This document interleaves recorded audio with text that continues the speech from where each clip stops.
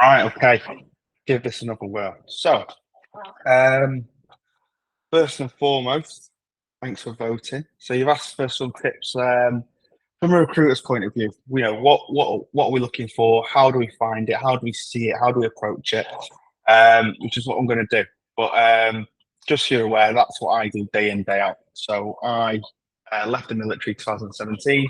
I got into recruitment, worked for a top five UK company in Manchester called GTV Group, worked my way up the ranks there up until COVID.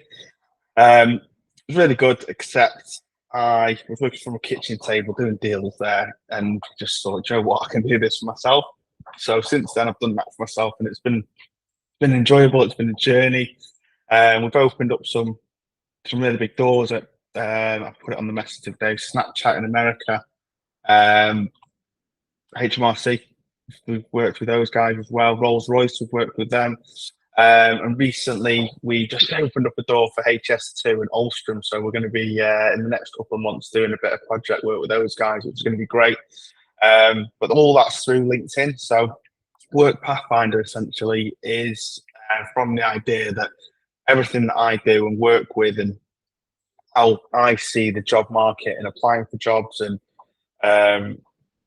etc. is moving through LinkedIn. I mean, CVs are great, except I receive CVs every single day, and the first thing I do is I click on the link to see the LinkedIn. And I've spoken to my friends who are in recruitment, and they're exactly the same as me. And I know firsthand that a bang on LinkedIn profile, hand in hand with a CV, is gonna boost your chances of getting a conversation or getting an interview or getting your foot in the door. And there's loads of different other ways you can be doing that as well, networking and messaging, etc. And that's how I get my foot in the door places is the posts that I do and all that sort of stuff. But look, that's not why we're here today. We're here to you're here to see exactly what a recruiter sees, how we work, and what we're looking for. So let's just let me just show you my screen. Second. Right, here we go. This is my third time doing this, by the way. And the sound's been off and all. So, right, so you can see my screen here.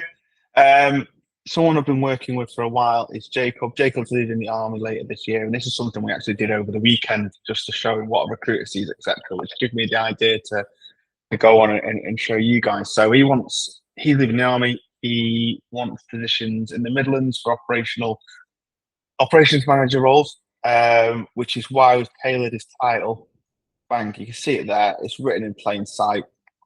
Operations manager. Bang, bang. He's got a couple of his qualification skill sets. I don't really know what they are, but they're in there and it does work. I know a lot of people, we actually have this discussion, have them in their name. However, get them in there. That's the best place for them. He's got in his about section. He's got it written in a couple of times. Now, this doesn't show up in searches. This is just for someone who's going to have a quick nosy and read. I'll be honest, recruiters don't really read it. Have a quick scan through it. The first couple of words I can already see. It says it there. So I was recruiting for the role of operations manager. This is someone I'm going to want to speak to. And then what I'll do, scroll down to experience. It says it there. It says that I've been doing it since 2019. I wouldn't look any further. I'd drop him a message straight away, say, hi, Jacob, this is what I'm doing. This is what I'm looking for. What's your number? Can you speak later on today, tomorrow morning? Get the ball rolling. That's essentially what a LinkedIn profile does. It just opens the door.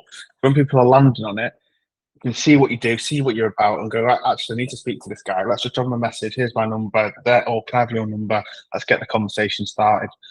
That's what it's there for. It's the vehicle for opening up conversations. It's not going to do anything for you. It's not going to get you the job role essentially, but it does help. So, and also whilst it's sat there, I mean, I could be doing this at 2 a.m. It's already done. Do you know what I mean? This could, if he leaves it now for 6 months and I get an operational manager's job role, it's all there. It's working whilst he's not. So putting the time and effort into it now, clearly if that's what he wants to do and that's what he wants to go into, it's he's done all the hard work. It's like writing a CV, but a CV sat in on your computer. This is online. This is findable. So as you can see, this is just something we've worked on for this position. So what I'm going to show you now is what a recruiter does. So we have something called LinkedIn Recruiter. It's not cheap. It's a tool to help us scan through LinkedIn. Oh, I've already done the search. But what I'm going to do, I'm going to show you what it is. So this is how I speak to people day in, day out.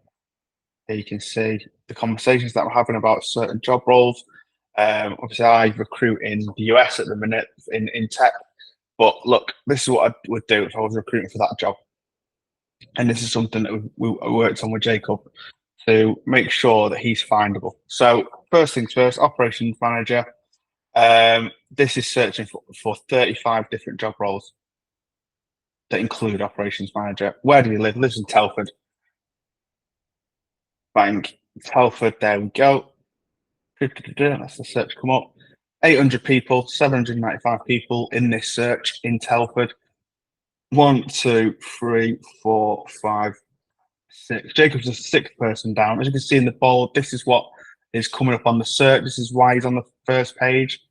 His job title, his experience. These are all things that it's searching for. Now, look, that's exactly where you want to be. You want to be in the first 25 people in any job search. If you want a specific job role, then we can go on to recruit. We can see why you're not on the first page. We can get you there. That's something that we're going to be rolling out with the guide as well. So if you do purchase the guide, then, we can, once you've done it, once you've got up to date, more than happy to jump on a call and let's see where you're at. Let's see if you're on the first page. If you wanted to be project manager in Manchester, let's see who's on that first page of project managers in Manchester. If you want to be doing, I don't know, if you want to be a medical nurse or a private sector, it could be anything. We can do it. We can search it. We can work together. We can get you on the first page. And this is what recruiters are doing day in and day out. And this is how you're found. But that's obviously it's the simplest form of search. There are other ways of, and deeper searches that we can do, advanced searches. There's loads of stuff we can do. So another thing that I wanted to show you, if I've got enough time, is this. So a job role on LinkedIn, if I'm a recruiter, which I am, and I put this up, so I was looking for a front-end developer in New York at the time. I'll fire that out there, and first thing that happens is LinkedIn sends me an email with the top 50 people it thinks I should speak to in that area. And what it also does is when people are applying for jobs, there are 48 applicants for this job, it sorts them out in relevance. Most relevant, if they applied. Obviously, the first thing the recruiter is going to do is put the relevant people. I want to be speaking to people that apply, that whose skill sets apply to the job role I'm looking for. It also rates people. So, long story short, I get up in the morning, have a look who's applied to my job role. I'll have a look at the first one, the second one, the third one, the fourth one, and like I said, they're in relevance order, so they're going to start slipping off the scale. By the time I get to number 10, more than likely the skill sets aren't really there or a match. And I'll stop. I'll think, right, that's a waste of my time because there's 50 people there. There's another 40 people that I need to look at and speak to. I'm not going to do that. I'm going to save my time. There's other ways for me to recruit, like you've just seen. But this is the first thing I'll do. So look, if you're applying for jobs and your LinkedIn profile isn't relevant or it isn't, in the top 5%, top 10% when you're applying for jobs, more than likely you're not going to be getting looked at. So that's stuff whilst you're applying for it.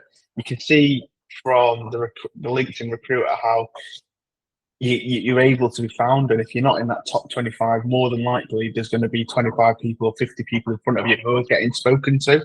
So when I mentioned that people are getting inbound calls and inbound opportunities, it's because they're on that first page. It's because they're the first names that are coming up when people are looking for stuff.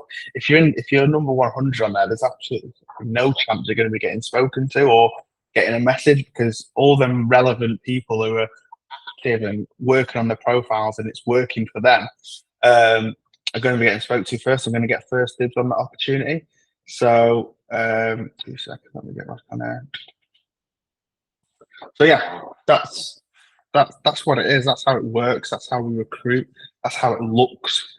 And yeah, hopefully I can give a decent insight there of how it does work. And I can see it being helpful for people leaving the military to see that, and also to understand that where you need to be at to be getting the inbound stuff.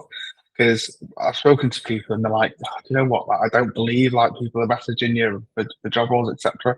Well, they are. You're just not good enough, essentially, on LinkedIn, because there's 10, 20, 30, 50, 100 people in front of you who are getting spoken to.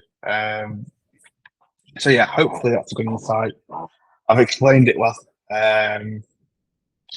But yeah, I'll leave that with you, and